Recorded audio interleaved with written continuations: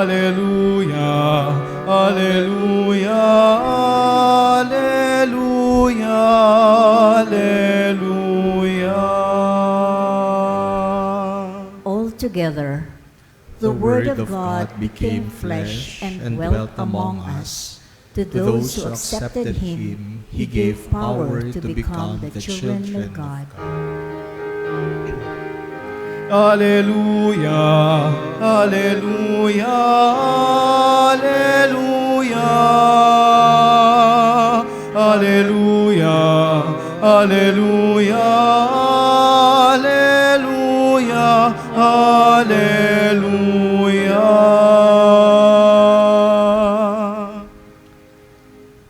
The Lord be with you. And with your spirit, A reading from the Holy Gospel according to John. glory to you, O Lord. John the Baptist saw Jesus coming toward him and said, "Behold the Lamb of God, who takes away the sin of the world. He is the one of whom I said, a man is coming after me who ranks ahead of me, because he existed before me. I did not know him, but the reason why I came baptizing with water was that he might be made known to Israel." John testified further, saying, "I saw the Spirit come down like a dove from the sky and remain upon him. I did not know him, but the one who sent me to baptize with water told me, 'On whoever you see the Spirit come down and remain, he is the one who will baptize with the Holy Spirit.' Now I have seen and testified that he is the Son of God."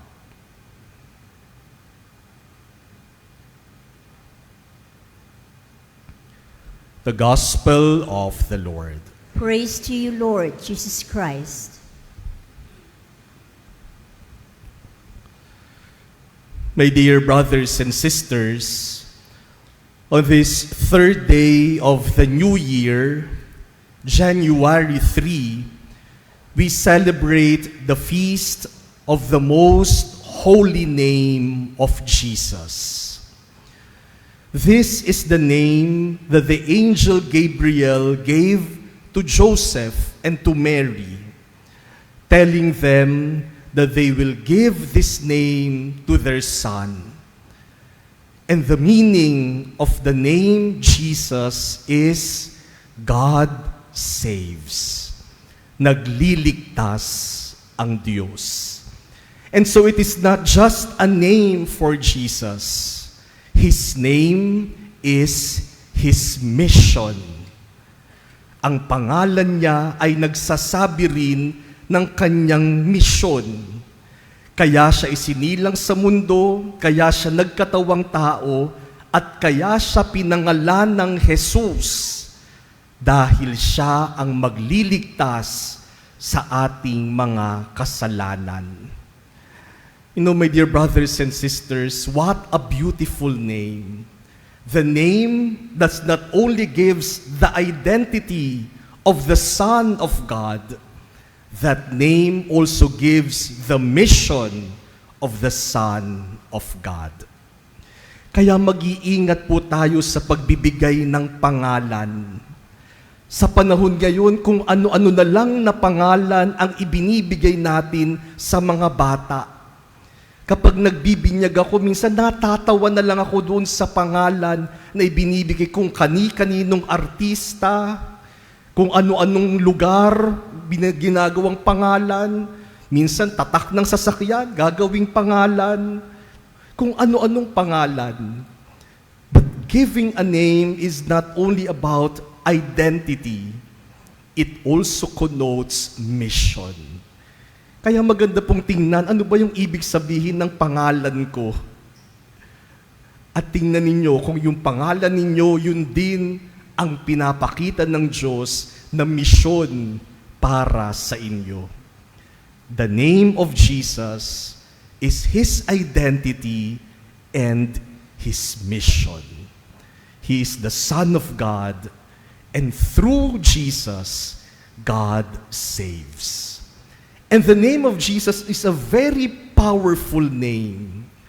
Jesus even tells us that you ask the Father anything in my name, and the Father will give it to you. Kaya nga pag nagdadasal tayo, tinatapos natin yung dasal natin sa pamamagitan ng mga salitang, we ask this in the name of Jesus the Lord. We ask this through Christ our Lord. Because that name is powerful. That name saves us. And that is, even the fathers of the church would say that even just mentioning the name of Jesus is already prayer.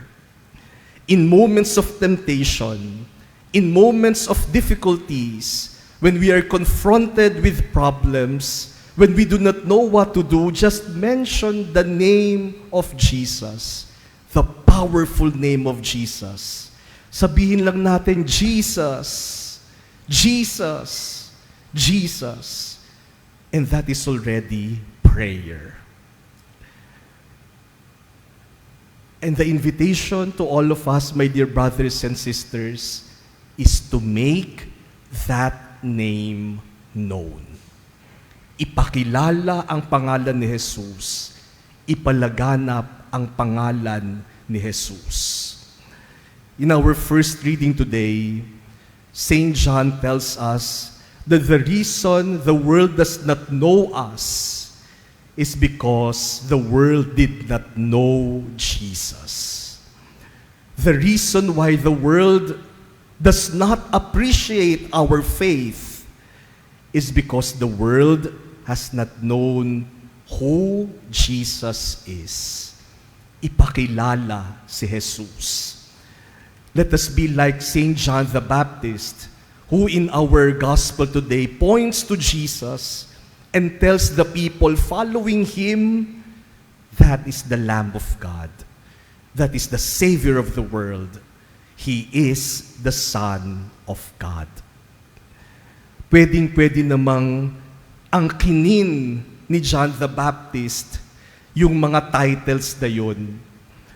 John the Baptist could have made a name for himself. Siya na lamang yung maging tanyag, wag na niyang ituro si Jesus. But it is very clear for John the Baptist, not my name, but his name. It is not I. Jesus is the Son of God, the true Savior of the world. Alam niyo po mga minamahal na kapatid, tayo ingat na ingat tayo sa pangalan natin. May mga magulang na nagsasabi sa kanilang anak, o mga anak, wala kaming maipamamana sa inyong kahit anong kayamanan, kundi yung aming magandang pangalan. Mahalaga yung pangalan sa atin. Kaya nga, kapag nakalimutan yung pangalan mo, minsan na-offend ka. Ako pa naman po, napakahina akong tumanda ng pangalan. Minsan yung mga estudyante ko, hindi ko natatandaan yung mga pangalan. Kaya minsan may mga taong lalapit sasabihin, Father, do you remember me? Naku, hindi ko alam kung ano isasagot ko. Sasabihin ko, yes, I remember you. O ano nga pangalan ko? Ayan, mahirap nang sumagot. Hindi ko na matandaan ang pangalan. And then ma-offend, ay si Father, kinalimutan na ako. Na-offend po tayo kapag kinalimutan yung pangalan natin. O kaya kahit na yung ma-mispronounce yung pangalan natin, ako, may mga taong kapag mali ang pronunciation ng pangalan, nagagalit. We keep our names. We take care of our names. And many times, we want to make a name for ourselves. Gusto natin yung pangalan natin kilalanin, yung pangalan natin maging sikat, maging tanyag. We want to make a name for ourselves. But the more that we make a name for ourselves, the more that we will end up in destruction, in disaster, and even in condemnation. Huwag sana yung pangalan natin. Sana palaging pangalan ni Jesus. Huwag pangalan ng kung sino-sino mang tao. Kasi yung pangalan ng tao, makakalimutan yan. Ang dami ng pangalan na sumikat sa mundong ito, pero nalaos din, nakakalimutan din.